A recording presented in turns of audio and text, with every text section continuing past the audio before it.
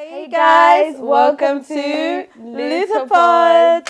LutaPod is a podcast created to help empower females and also a platform to give females who are in sports to give their point of views, their experiences, and also their journey into sports. Each podcast will feature a special guest, and today's guest is the amazing superstar. I had to do it. I had to do it. So the first question, just to start off, is can you just tell us a bit about yourself? Like who you are, what you do, and we'll go from there. Okay. Well, obviously, you know, my name's Star. I've been coaching Muay Thai now since 2010, but full-time since about 2012-13. Wow. So, amazing. Bit of it, yeah, couple of years. How did you get into coaching? Did you coach straight away, No. or what was your journey? So, I'd never done any martial arts, never done anything before, and I wanted to try something. And I went down to one of those martial arts shops, you know, that sell equipment. I had a look on the board, and I saw the time was suitable for me. Okay, Muay Thai, I don't really know much about it, but I'm going to try it. And from that point, I went in, did a session, and I absolutely loved it, and I never looked back. So that's how I started. But that was in 2006. Okay. So a year later, I was competing at an amateur level, and my last competition was in 2009.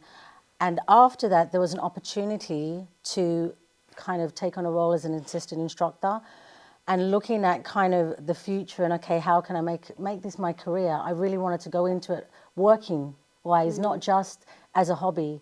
So that's how I kind of transitioned from, you know, being a student to competing to assistant instructing to taking on the gym.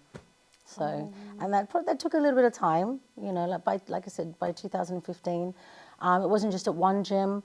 It ended up being with universities as well, schools too. So, yeah, pretty much takes up all of my day. And only recently I got into event management of Muay Thai as well. Yeah, so some of the big promotions in the UK. No, I see that. And Star, like the way you like control the events and how you manage it, big up to you, because I don't know how you do it. I'll just cry every day. Like, how do you do this? Because I love it. I think for me too, it's helping the kind of, you know, fighters develop themselves and giving them a platform to compete on, and being a part of their journey. So not just, you know, fighters that we may have, but also other fighters. So that's the only reason I think doing events itself, I probably wouldn't do it. But because I've got a passion for what it's achieving and how it's getting Muay Thai out there, and it's giving so many novice fighters, you know, as I said, that pathway to becoming professional fighters, that's why I do it.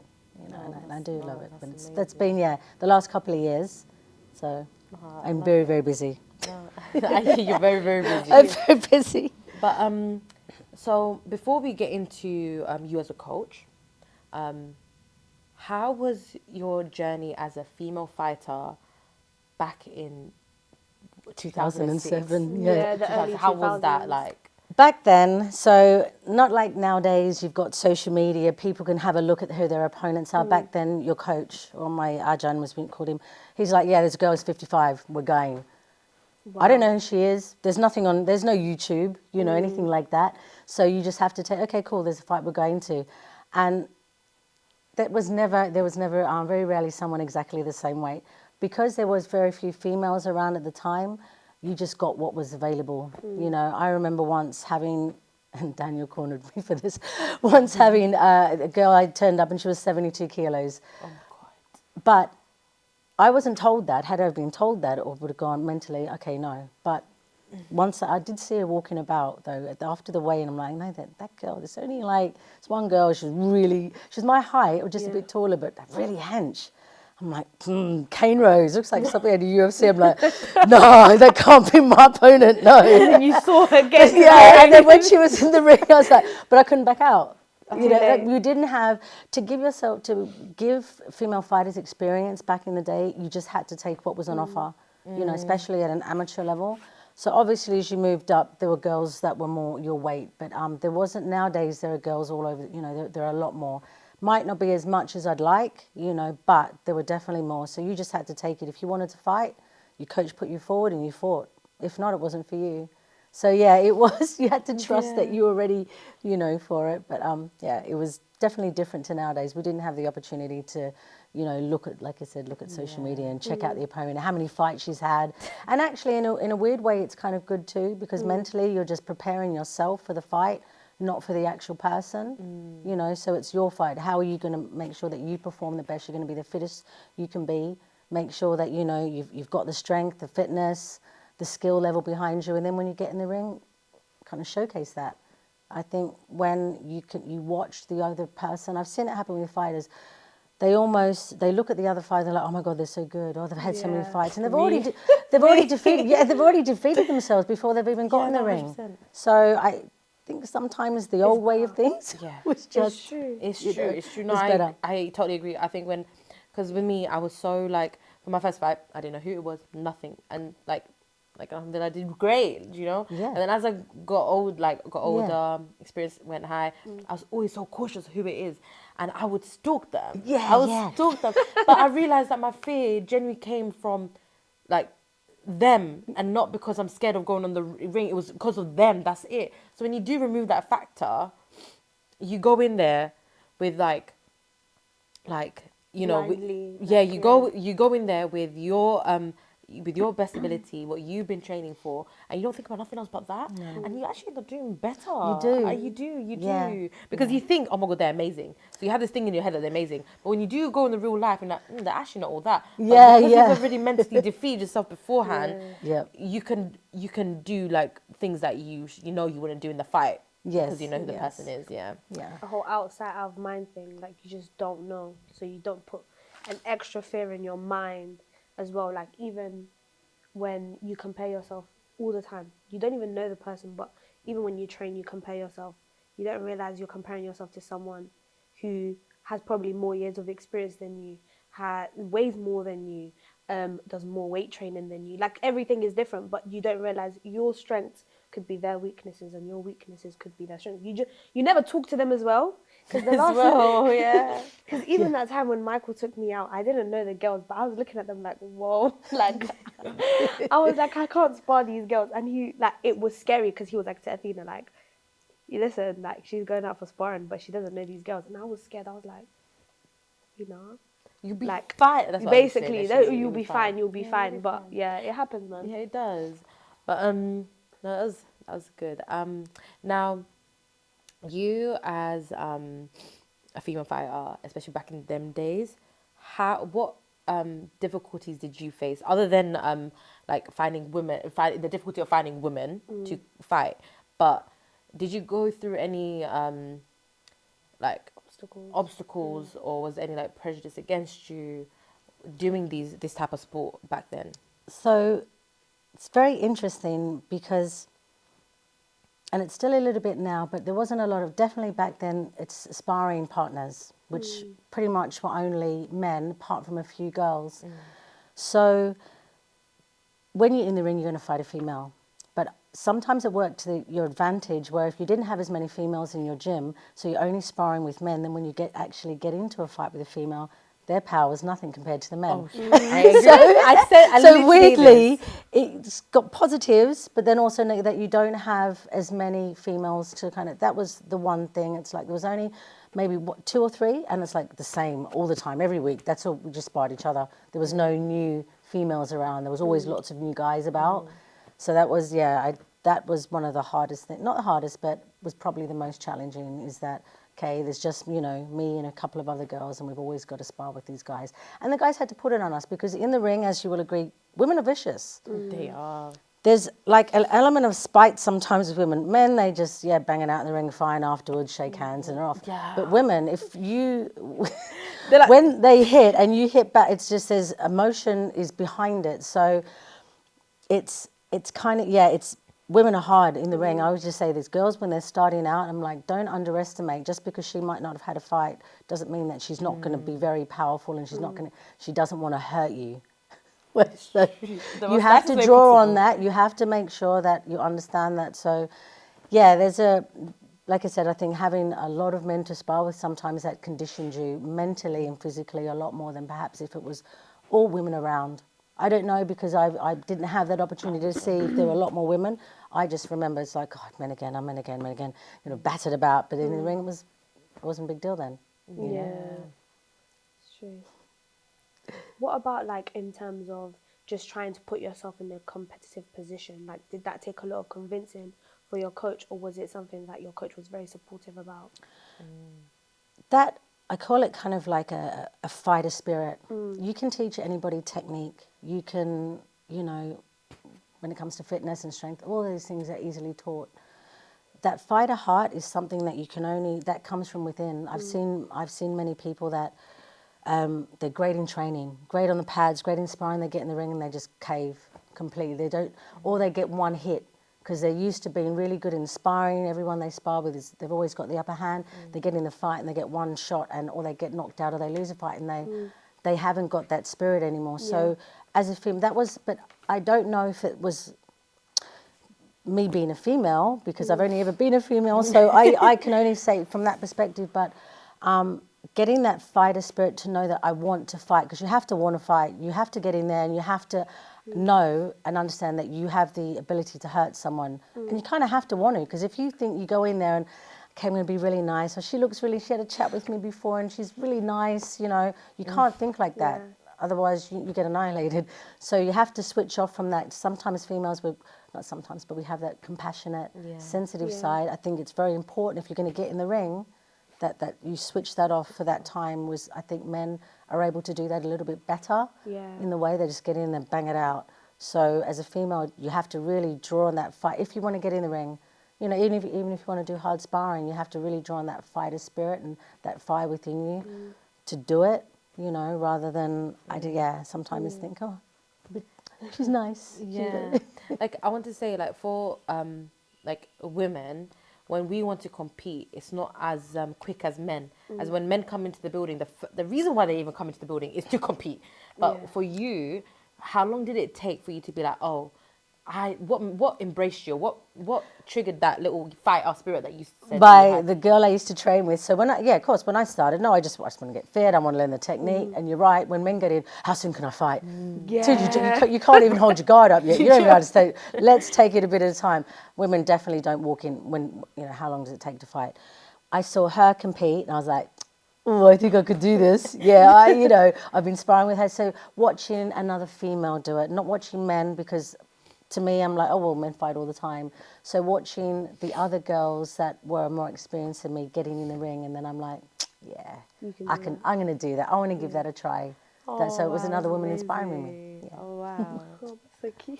That's amazing. That's why we are here doing this podcast, to show like people how important it is to have females in these spaces, because they don't understand that women inspire women, Yes. Like, we inspire each other. That's why, like, the whole aim of me coaching here at 5 Piece is just to increase that feeling engagement. So from the women's boxing, then they can go to the mixed sessions, then perhaps compete now, like Asmaa, hopefully soon. So it's like, it's so important, It is. And I always say that to you every time. Like, I always refer back to you. Whenever we're talking anything to do with boxing, anything to do with competing, I go through that mental barrier sometimes that I'm like, oh, I don't know if I can do it. And I'm like, no, like, I want to make Athena proud, like Athena's cool before, like, and she pushes me all the time, like, and we even started together, but now it's like she's my coach, and I'm like, it's so amazing to see me coming back, and then the big progress she's made. It's a form of motivation for me as well, so I know exactly what you're talking about. Like, it's like just fulfilling, like it creates that passion in you. We have to support each other. That's a big thing. I feel that female sports we lack in is females supporting other females. Like when you go, and not just I'm saying in martial arts, but anywhere, how many women will go and buy a ticket to watch a female compete, or they're more likely to go and buy a ticket to watch a male compete. It's down to, we have to support each other regardless, and that's the only way that we're going to flourish, is you get in there and you really kind of encourage another female to fight, not just, because you hear, I've heard females, you might get, your legs are going to get bruised, or, no, don't, you're going to get a black eye, you're going to get this and that, and that, you shouldn't be thinking, already she knows. That's what happens. If you're going to do a martial art, any that you can risk that in sparring. Yeah, those things. But if you've got, instead of another woman helping her, if you can already, if we can see that she's got that kind of spark in there that I want to try, yeah, come on, let's find it. We're going to make this work. Don't highlight the things that physically might now make her unattractive. Do you know what I mean by that? And I said, whereas a man's not going to go to his training powder, you're going to get a black eye for work, mate. you know.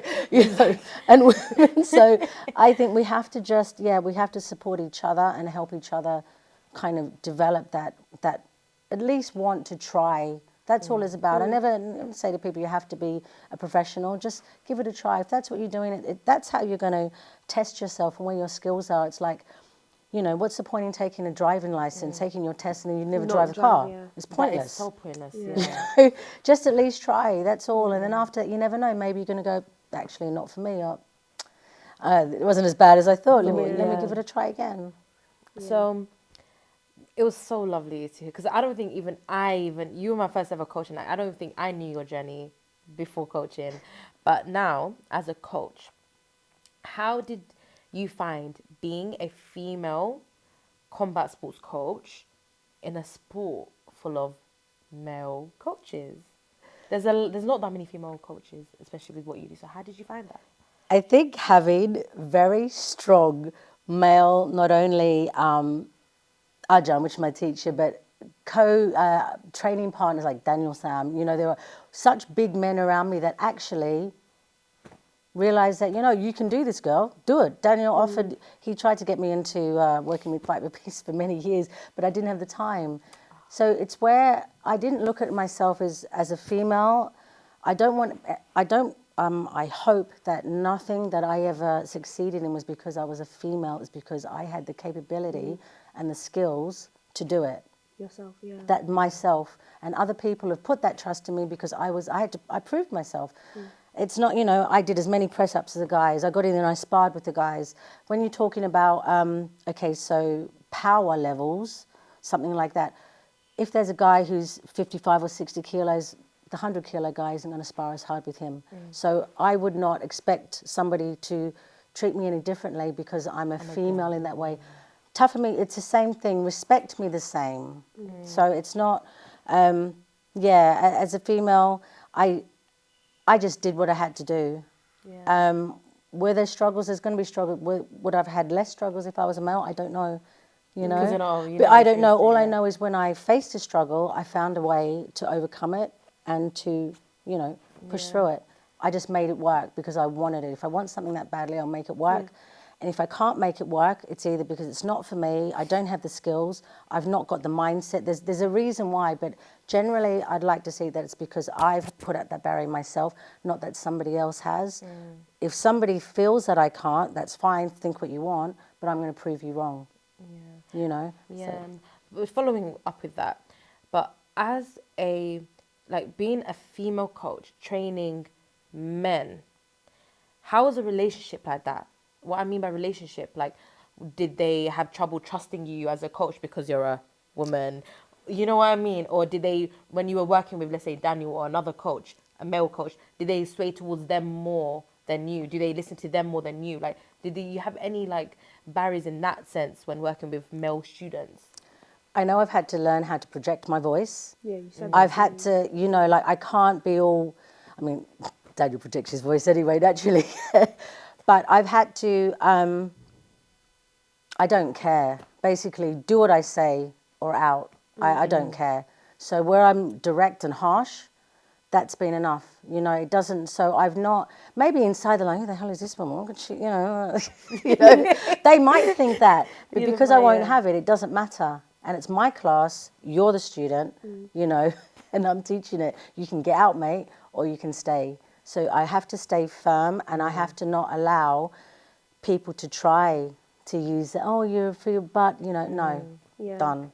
You know. But again, I think with the work and my succession in having male fighters, having them succeed, my students, and seeing the progress. So people have seen the development of how when somebody came in to how they ended up, and they're like, wow, actually what she was saying made sense. She's helped me with that, she's helped me to develop, so I've earned that right you know, because I had the skill to do it and the ability. But I'm sure there have been many people that are like, she's a woman, I'm not, you know, I'm not going to go to her class. And perhaps that's the case, but it's not interfered with me still teaching and being able to have classes. But With that being said, would you say you have any particular advice for male coaches to help make like training environment more inclusive to women, or just their approach in like coaching? so anatomically we are different, right? Yes. So when it comes to, I don't know what to say. I'm like, yes, we are. No. So you have to say things like conditioning, Yeah. right? I say this, you know, don't say in this area here, you can't be punching 100% to a female. I don't think you should, to be honest. I Yeah, think I you have to remember be you very saying that. careful about this. So as a male, just pay attention, you know, and again, body shots means here, body shots doesn't mean in certain areas. So Yeah. pay attention to, you have to be very aware when you do have females. And also if you have females and males in a class, make them work together. If you always segregate them, the men are never going to understand how they need to learn control to work with a female, and the women are always going to be put off working with a male. So I think it's very important that listen, include the women into mixed drills. Don't completely, like I say, segregate them, but pay attention to, you know, when it comes to physical exercises, that it's not that we can't do things, but certain, because we can do everything, but sometimes we have to, you know, adapt things. Yeah. And also there are certain times of the month, maybe she's, you know, when you have people, oh, she's on a period and she's going to, no, we might get a little bit emotional, but don't completely then just go, oh, I'm going to dismiss her, I'm not going to bother. Talk to her. Don't be afraid. I think men, when you get to that type of thing, they get a little bit embarrassed. They don't want to talk about it and they dismiss it. So communicate. Listen to, like you would with males. The same thing, I think. Don't be afraid to talk and communicate with your students. Yeah. Just because they're she's a female, female, talk to her, you know. Yeah. You've got a mother, you've probably got sisters, maybe you've got a daughter, you know, and it's no different. So don't be afraid to talk to her and ask her questions and actually ask how she's feeling. She might be feeling shit.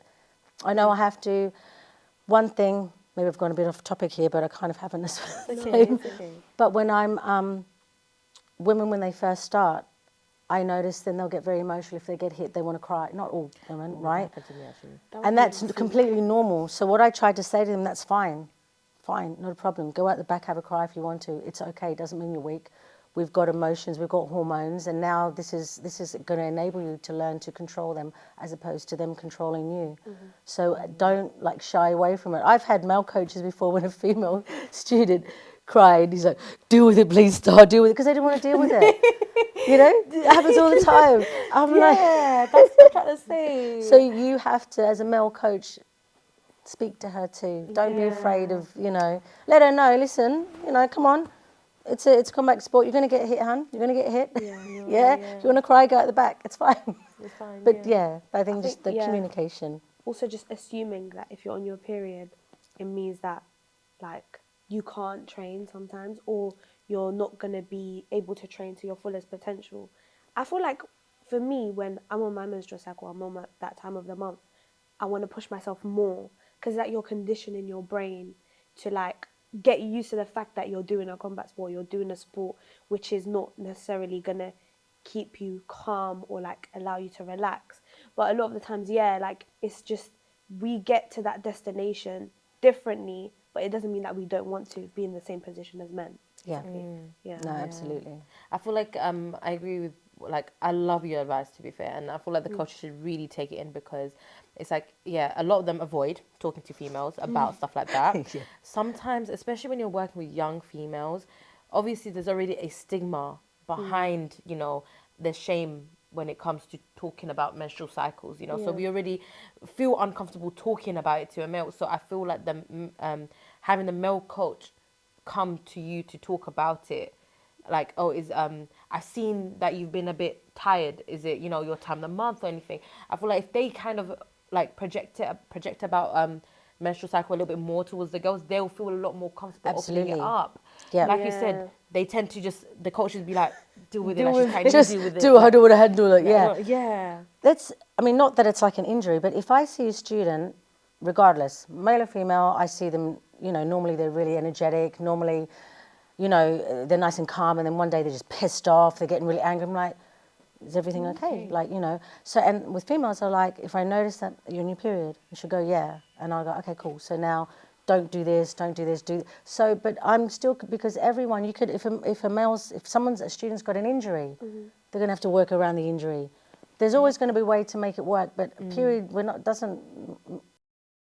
Yeah, like, but it That's what just I'm means that for saying. that particular time, we're going to work differently, but you've still Yeah. turned up. So that's what I say, well, you're here now. Yeah. Find a way to make the session work. That's all. Yeah, But yeah, they definitely need to not be embarrassed about talking to females because Yeah. it's a natural thing, but I think a lot of male coaches are. No, they do that. So, what would be your advice for male coaches dealing with females who monthly go through a cycle that can have a massive impact on their training, on their emotions, and the way they put in the effort? What would you advise male coaches? To communicate, just communicate to the girls, ask them, look, are you in a lot, don't have to get into too much detail, but communicate with them and let the girls say, you know what, I'm having a lot of cramps. So imagine you're comfortable enough to say, I'm really cramping right now, I can't do the abs, but I want to, so just that communication, I think that's overall is just key.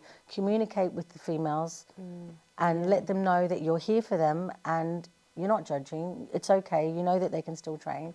But just, communication, I think that's just the main thing. That would be advice. Speak to them. Don't shy away, guys. Yeah. Don't shy away, okay? No, I agree. But for me, it's just more like they need to know first, like, what the menstrual cycle is.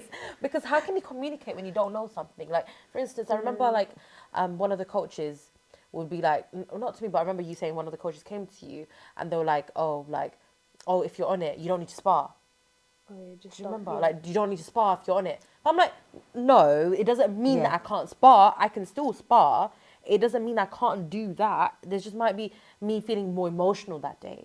Or, Yeah. there's so many symptoms and there's so many, like, premenstrual, like, symptoms that can happen that are so different. It can come from physical to emotional to hormonal. So many different types of, like, symptoms that can happen. And I feel like men just don't know it. They don't know what the symptoms are. They don't know because every woman's also different. Different, yeah. So what's for one woman, I think perhaps maybe male coaches have a conversation with One. a female. No, like a partner, a relative, a friend, and just say, listen, how do you, or a female coach. Because even How would like you get when some you advice? cramp, there's different levels to cramping. It's not like you're always going to intensely be cramping for the 7 days. You definitely can spar. Sometimes you cramp, Yeah. sometimes you cramp after 3 days. Sometimes you cramp, even sometimes there's times where I'll be really emotional a week before. Yeah. Normally the Yeah, weeks like before, really emotional a week before. Yeah. And then during my actual period, I'm just so quiet. It's not that I'm emotional. It's not that I don't want to talk to. It's just I have nothing to say. Like literally. But it doesn't mean that I can't do the sport. It just means maybe we just need to go about things differently because I might be a little bit more sensitive than I would be, or just small things. But it's hard because you're right. Like it's different for every single woman. But just small things like understanding let's say the scale between how bad your cramps can be and how little it can be, or how hormonal you could be feeling, or how calm you could be feeling, or whether or not it's a thing where you want to really eat a lot, but then you know that you don't want to put on that weight because you're not allowed to. Do you know what I mean? Like just small things. It's a lot. It's a lot, but just one step at a time. I mean, I can see that with the Fight for Peace coaches and stuff, they are trying. Like it's a thing where they don't necessarily want to make it seem like, oh, you're on your period, like you're the odd one out, that's it. It's just more like a decision for yourself. Do you want to do it or do you not want to do it? But just that you're right, like the conversations would be nice as well because it shows they're also being attentive. Yeah. Like, it's a bit off like topic, but even for me when I teach, I need to know every single one of my students personally just as much as I know them as a whole class, because there's days where that student is really loud and then they're like not even talking to me the next day, and then you ask them, are they okay, and they burst into tears, and you're like, oh. But then small things that building that relationship is important as well when coaching. So yeah. I think one other thing for coaches is women competing in weight cut. Because for men, easy, just weight cut. Yeah. But for females, you might have a fight in 2 months and you want to get down to whatever, 60, 65 kilos, whatever it is. Then a week before the bloody fight, you know, the weigh-in, you've got your period. So, just to be mindful that don't, be very careful about how much weight you're asking her to cut, because our weight will fluctuate naturally. And severe weight cutting for any female athlete is very bad. It's not good because it will interfere with your menstrual cycle. And maybe short term is not a bad thing, but if you're doing it long, it's not good. You know, don't be so harsh. Just be mindful of, okay, if she currently walks around at this, don't expect her to drop 8-10 kilos. You know, because it always happens in the middle of the amount of people I've known. So I'm on period, so they're going to weigh in heavier. You know, and it's going to happen. It's different weight that you're carrying. It's not like muscle or fat. So Exactly. you know, like it's literally different different, fluid. So you just find They don't even understand. they don't understand. So I think like, weight cut for competition is definitely something they need to just really be Because aware also of. it leads to like, I thought, because we're more sensitive as well, a fact. So if you say to me like, oh, cut this much weight, in my head as well, it would seem like, oh my God, I have to lose that weight. I'm not going to eat today then. Or I'm not going to do this then. But imagine you're on your period and you're losing so much blood as it is. And then on top of that, you're not eating. And it could lead to like small things like just having an eating disorder or thinking, oh, I'm meant to be cutting this much weight, but I'm not. Like looking at the weighing scale nearly all the time. But in reality, the weight is fluctuant for a reason. Like I find myself more bloated when I'm on my period. It's a thing where I'm just like, I'm not even going to look. I don't even want to look. Like, I don't even want to look at the weighing scale. Yeah, and I feel like coaches need to like as an upcoming female coach, I realize that a lot of girls that I work with, they are very honest and open with me when it comes to like their cramps, them starting their period, and their emotions. They're a lot more comfortable than male coaches. And it's like in an ideal world, it'll be amazing if we can have that same type of relationship with male coaches to female coaches. But even like you said, even with me, I think like I had like irregular periods at some point when I was training extremely hard. I used to train exactly the way the men used to do it, twice a day, get my runs in, like literally for 6 days a week. And I realized that, you know, I can't train as much as the men because of our body, you know. We can't.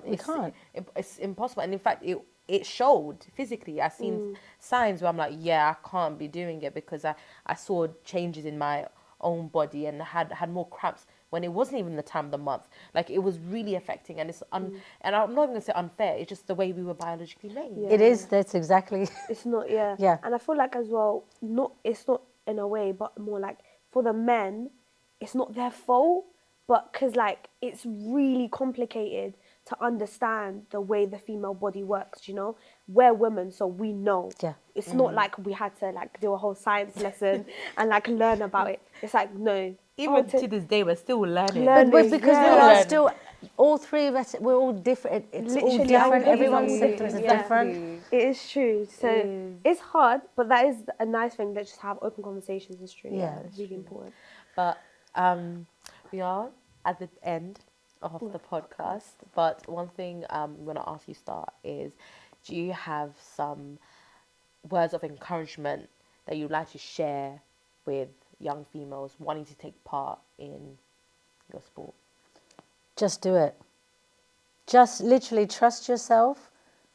If you have a goal, do it. Don't it doesn't mean, and don't compare yourself to other people.